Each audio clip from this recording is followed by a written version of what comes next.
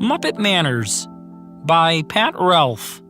Illustrated by Tom Lee. So, you want to have a party? Well, you've come to the right book. You are probably bursting with questions just like thousands of other potential party givers.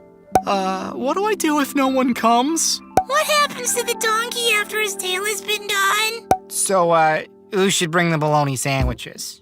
Is it all right to use disposable chairs? And How do you spell RSVP? these and many other vital questions are answered in this handy little book. So, read, relax, and enjoy yourself. The key to a successful party is planning. Your invitations must be tasteful Sardines always a popular flavor. and should be sent to your guests well ahead of time. If the party is to be a formal affair, let your guests know what to wear by saying, Make sure to wear an undershirt. or, Be sure to paint your feet. As your party draws near, make sure that your home is spanking clean. Remember, a place for everything and everything in its place. And when the place gets too crowded, there's always room under the bed. By the way, you might want to hide that fungus farm of yours in the sock drawer. It'll be safer there. Always take particular care in dressing. Your attire sets the tone for the evening.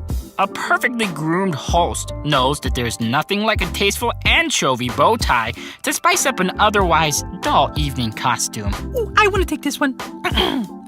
Thoughtful guests will bring their host a small gift, such as rubber bands or gravel. What? You will, of course, want to put the gravel in water at once. don't forget to say, thank you very much. I just love gravel, even if you prefer mud or shredded paper. Hang up your guests' coats neatly, taking special care not to wrinkle or dirty them. If an accident occurs and you spill purple ink on a guest's coat, remember, salt, flour, concentrated orange juice, and a little more ink will remove the stain. Proper introductions are essential to any successful social gathering. Be certain everyone at your party meets everyone else. How do you moo? Not bad. It is correct to introduce a four-headed monster in a clockwise direction, starting with the head closest to you. Upon being introduced yourself, say, "How do you do?" and shake hands. Shaking hands with a chicken poses a difficult problem. Our advice is to wing it. To make your guests feel at home, offer them something to eat before dinner. Prepare the food beforehand to avoid the embarrassment of having to say, "Your guess is as good as mine," when a hungry guest asks. What's there to eat? Some of your health-conscious guests may be on diets, so be sure to provide a few special snacks for them, such as Slimmer's seaweed and low-cal olive juice. And do not, under any circumstances, let the words fatso and tubby slip into your conversation. For example, I spilled some fatso. I got into the tubby because I was chased by... Polite conversation is light and inoffensive. As a host, you must try to steer the talk towards the subjects that will be harmless, even to the most sensitive guests. Boy, scrambled eggs with ketchup. Nothing like it. Oops. Isn't it outrageous the way the price of bacon has gone up? What did you say? Certain topics will lead naturally to a pause in the conversation. Since you're obviously not going to cook dinner, this is the time to tactfully suggest leaving for a restaurant. When taking a guest to the restaurant, the host is expected to provide transportation. If traveling by car, help your guests in by opening the door and then carefully setting it aside. a good driver always thinks first of his passengers' safety and comfort. Remember the hairdos of those in the back seat and offer to roll up your window. Choose an elegant restaurant for your guests, one with class, style, and polish. To get the best table, and especially good service, slip a fish or two to the head waiter.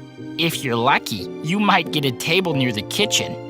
Do not grab at food across the table. Lasso it. Or, if you've forgotten your rope, say, "Please pass the cream of moss fricassee." And never tuck a napkin into your collar. Instead, place it neatly across your lap. If you don't have a lap, your feet will do. When eating a meal of several courses, you will be given a set of utensils for each course. Start with the spoon and the fork on the outside and work your way in, eating the knife and butter plate last. Guests, take at least one taste of everything on your plate, no matter how disgusting it is. Moss stew or spaghetti may challenge even the strongest stomach. However, it is essential not to offend your host. After all, he has ordered exactly what he likes to eat. It is exceedingly rude to make slurping sounds while eating. The polite diner makes only sloshing, whooshing, and thwack-a-thwack noises. Never place your elbows on the table, no matter how many you have.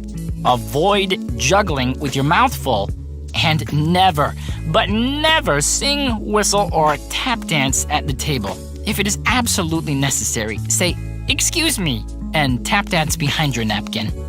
A good headwaiter will ask whether or not you've enjoyed your dinner. It is considered poor form to reply with such terms as,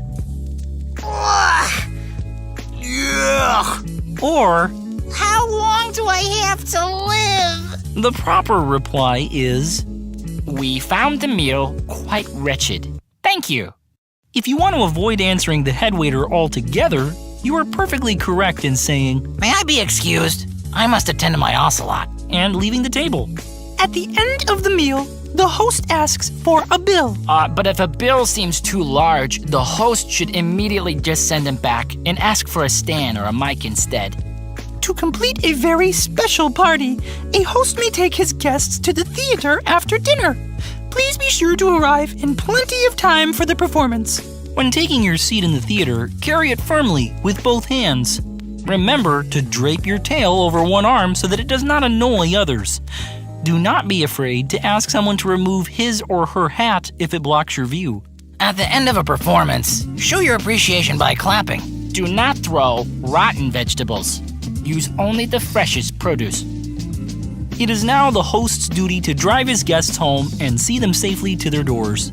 A guest need not feel it necessary to invite his host inside at this late hour. Except in emergencies. At the end of a thoroughly enjoyable evening, it is correct and indeed desirable for both host and guest to agree, We'll have to do it again sometime.